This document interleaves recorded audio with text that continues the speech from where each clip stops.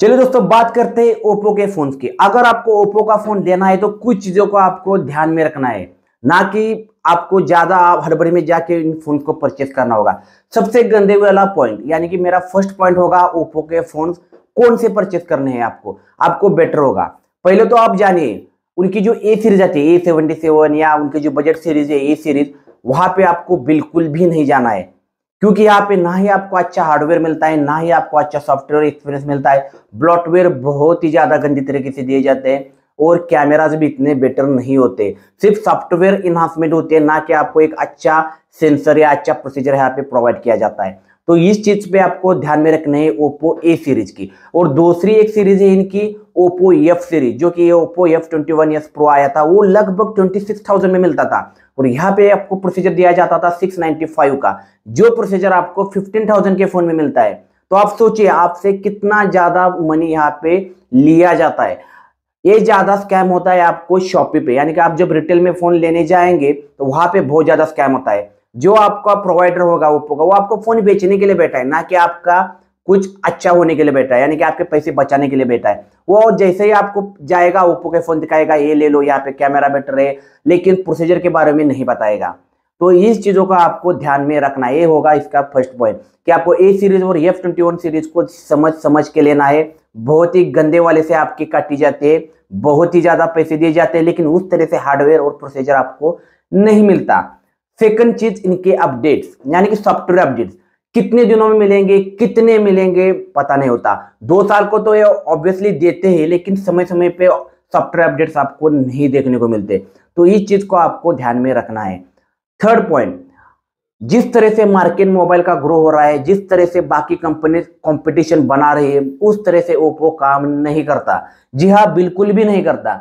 यानी कि जहां पे आपको प्रोसीजर 8 जनरेशन प्लस 2 के देखने को मिलेंगे, ये आपको कोई हल्का वाला प्रोसीजर चिपका देंगे और प्राइस रख देंगे 30,000, 35,000, 40,000। यानी कि आपको परफॉर्मेंस फोन यहाँ पे देखने को नहीं मिलते। और अगर ये बोलते हैं कि कैमरा सेंट्रिक फोन, तो कैमरा सेंट्रिक फोन में भी इतना ज्यादा हार्डवेयर हमको प्रोवाइड नहीं कराते। तो इस चीज को भी आपको ध्यान में रखना है। चलिए आप बात करते हैं कि ओप्पो के कौन से फोन लेना चाहिए, जो मेरा फोर्थ पॉइंट है। तो यहाँ पे आप ध्यान में रखिए, ओप्पो रेनो सीरीज बहुत ही अच्छी सीरीज थी। ओप्पो रेनो 6 तक तो ये ठीक ठाक काम कर लेते थे, लेकिन जैसे ओप्पो रेनो 7, ओप्पो रेनो 8 आया, उन्होंने बहुत ही ज्यादा कॉम्प्रोमाइज किया है अपने फोनों में। ओप्पो रेनो 8 प्रो की प्राइस 45,000 है, लेकिन यहाँ पे आपको बताया तो ये जाता है कि कैमरा सेंट्रिक फोन है, लेकिन यहाँ पे टेलीफोटो लेंस नहीं दिया जाता, 8 मेगापिक्सल का अल्ट्रा वाइड सेंसर दिया जाता है। तो किस मेजर पे आप 45,000 हमसे ले रहे हैं? 45,000 का फोन है तो टेलीफोटो लेंस होना चाहिए, अल्ट्रा वाइड सेंसर अच्छा वाला देना चाहिए, विथ ओआईएस होना चाहिए। और सेल्फी की बात की जाए तो नंबर तो अच्छा है 32 मेगापिक्सल, लेकिन वहां पे आप वीडियो शूट कर सकते हैं 1080p 30 fps पे, यानी कि यहाँ पे 4K का सपोर्ट होना चाहिए। अगर आप कैमरा सेंट्रिक फोन बनाते हैं तो आपको फ्रंट में भी 4K का सपोर्ट देना चाहिए। तो इस बात को आपको ध्यान में रखना चाहिए। और Oppo Reno performance based phone नहीं होते। यहाँ पे अगर आप हेवी गेम खेलना चाहते हो तो हाँ, गेम चल जाएंगे, कोई दिक्कत नहीं आएगी, लेकिन उस तरह से आपको परफॉर्मेंस यहाँ पे नहीं मिलता जिस तरह से इनके प्राइस होते। तो इन बातों का आपको ध्यान में रखना है।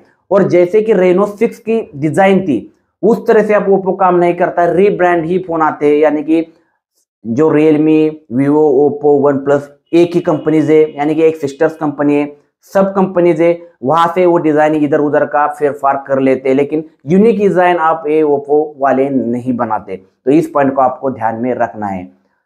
फिफ्थ पॉइंट आता है कि भाई हम ओप्पो के फोन लेकर जब अच्छे ऑफर्स आए तब आप ओप्पो की तरफ जा सकते हैं। आपको 4-5 हजार का डिस्काउंट मिल जाएगा बड़े वाले फोन में, वहां पे आप जाके ओप्पो के फोन ले सकते हैं।